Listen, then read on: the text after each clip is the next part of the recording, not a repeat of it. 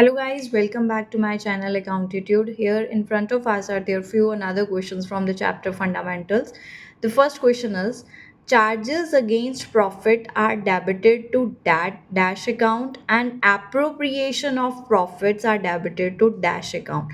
The charges that are compulsory expenses which are to be paid whether there is profit or loss would always go to profit and loss account, but the appropriation which is to be done among the partners will go to the P&L appropriation account. Second question is interest on drawing is a charge on the drawings made by the partners against the profit. It is dash.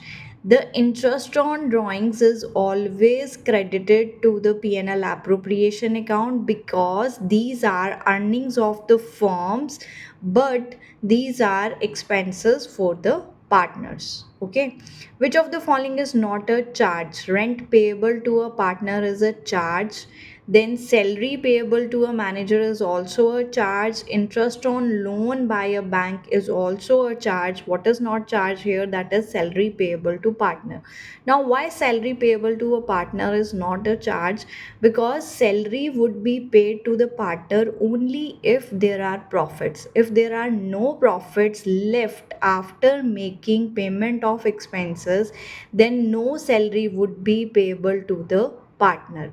All other expenses given in the question are a charge. That means they will be paid or they would be determined as expenses whether there is a profit or loss.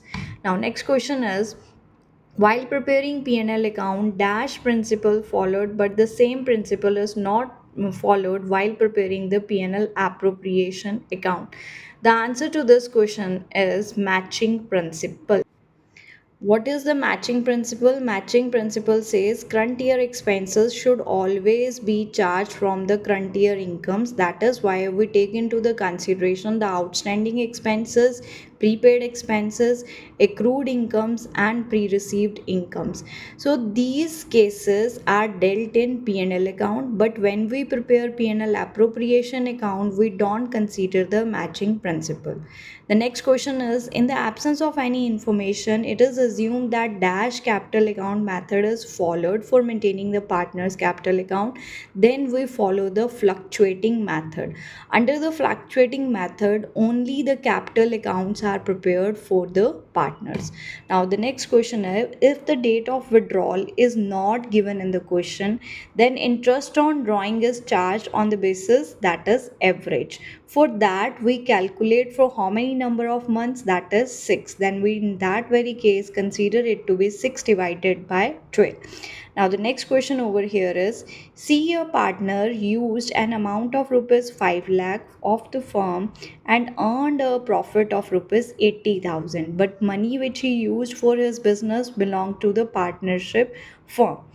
Other partners demand that she should return to the partnership firm 5,80,000, but C is not agreeing to this.